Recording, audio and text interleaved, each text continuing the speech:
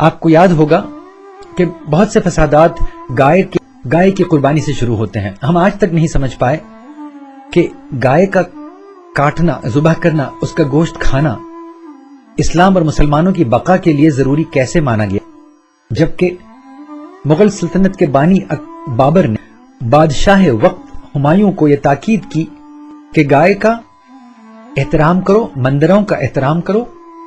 مسلم اکثریتی ریاست جموں اینڈ کشمیر میں گائے کی ذبح کرنے پر قانونی طور پہ مدتوں سے بین لگا ہوا ہے. ہمیں بڑا افسوس ہوتا ہے جب ہم دیکھتے ہیں کہ مسلم علاقوں میں کھلے عام اور بڑی گندگی سے گوشت بکتا ہے قصائیوں کے ہاں، بھلے بکرے کا ہو. آخر وہاں سے ہندو اور جین گزرتے ہیں. کیا یہ ممکن نہیں کہ تھوڑی سی نفاست سے ہم کام لیں؟ ویسے بھی مکھیاں بھن بھناتی رہیں، ان پہ بدبو پھیلتی رہے. بلکہ ہم نے تو کھلے ٹیمپو اور ٹرک میں اس طرح کے سامان کو آتے جاتے دیکھا ہے، جس کے پیچھے چلنے والے ہندوؤں اور جینوں کو جانے کتنی نفرت ہوتی ہوگی. اس سے کیا مل جاتا ہے ہمیں، اور ذرا سی احتیاط کر لینے سے کیا کھو دیتے ہیں ہم. جہاں جرأت دکھانی ہوتی ہے وہاں تو کمزور پڑ جاتے ہیں، اور جہاں تھوڑی خوش اخلاقی برتنے سے بڑا اچھا اثر پڑتا ہو تو وہاں بد اخلاقی کر جاتے ہیں. ہمیں بڑی تکلیف ہوتی ہے مثلا جب ہندو بڑے زور زور سے لاؤڈ سپیکر پہ آرتی بھجن گواتے ہیں، نوراتری کے گربا ہوتے ہیں، دیوالی کے پٹاخوں سے تو ہمیں کانوں میں بڑی تکلیف ہوتی ہے. یا ہولی میں جب وہ سڑک چلتے لوگوں پر، غیر ہندوؤں پر اور ہندوؤں میں بھی جو ان میں شریک نہ ہو، ان پہ ہولی کے رنگ پھینکتے ہیں.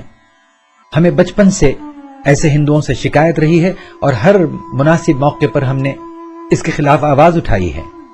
جانے وہ ہندو کیا سوچتے ہوں گے جہاں ہندو اکثریتی آبادی میں ایک آدھ مسجد ہو، چند مسلمان گھر ہوں، اور بڑے زور سے فجر کی اذان ایسے وقت ان کے کانوں میں سنائی جا رہی ہو جب پچھلی رات امتحان کی تیاری میں لگے نوجوان دیر سے سوئے ہوں.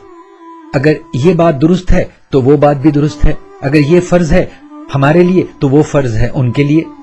نہ صرف اس لیے کہ ہم اقلیت میں اس ملک میں ہیں، بلکہ اس لیے بھی کہ خوش اخلاقی حقوق العباد رحمت اللہ عالمین کی امت ہونے کے ناطے ہم پہ جو فریضے عائد ہوتے ہیں، اس ناطے سے ہم آگے بڑھ کے ایسے کام کریں اور ایسی قربانیاں دیں جس سے اس منتشر اور بکھرے ہوئے سماج میں ایک خوشگوار ماحول پیدا ہو سکے.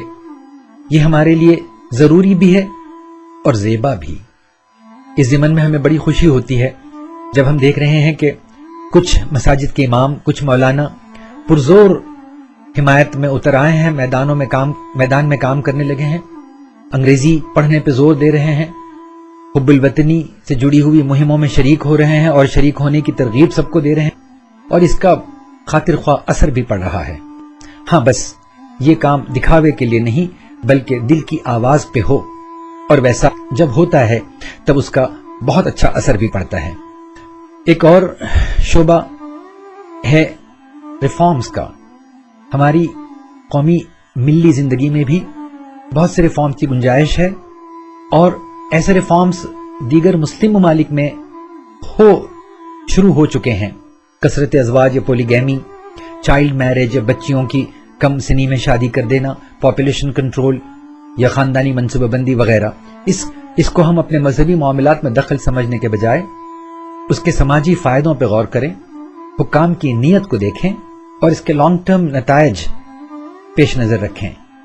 ایک اور مشورہ یہ ہم دیں کہ جس طرح ہم اسلام اور مسلمانوں کے بارے میں صحیح موقف سمجھانے کے لیے ہندوؤں سے تعلقات استوار کریں، انہیں بتائیں، ٹھیک اسی طرح ہم بھی ہندو مت، جین مت، سکھ اور عیسائی مذہبوں کے بارے میں اپنے بچوں کو تعلیم دیں، بتائیں ان کے مذہبی عوامل اور فکر کے بارے میں.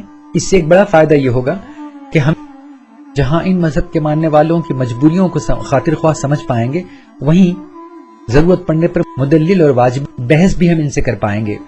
تصور کیجئے کہ ایک ہندو دوست کو قائل کرنے کے لیے اگر آپ حدیث کا حوالہ دیں یا سوامی وویکانندا کے کسی قول کو دہرائیں تو کس کا اثر اس کے ذہن پہ زیادہ پڑے گا اور آپ کا فائدہ کس سے زیادہ ہوگا.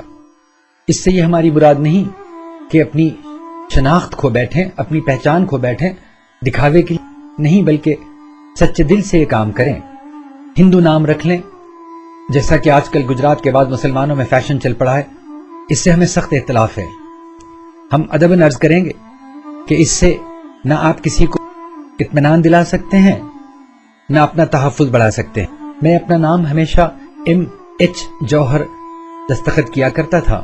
فسادات سے پہلے ایک مسلم بزرگ کے مشورے پر گجرات کے فسادات کے بعد میں پوری طرح محمد حسن جوہر یا M. حسن جوہر لکھتا ہوں۔ اگر اس کی سزا مجھے ملنی ہے تو میں بھگتنے تیار ہوں اور حالات سے مقابلہ کرنے کی حد المقدور کوشش کروں گا۔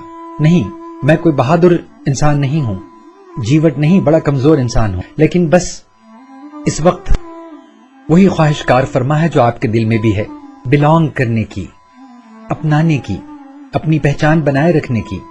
جب پہچان خطرے میں پڑ رہی ہو تو پہچان کو اسرٹ کرنے کی، نمایاں کرنے کی خواہش فطری ہے۔ حالانکہ میں بالکل مذہبی مسلمان نہیں ہوں، لیکن انڈو اسلامک کلچرل ہیریٹیج، ہندوستانی مسلم تہذیب و ثقافت کا ایک چھوٹا سا وارث میں بھی ہوں، اور اس پہ بجا طور پہ فخر کرتا ہوں میں۔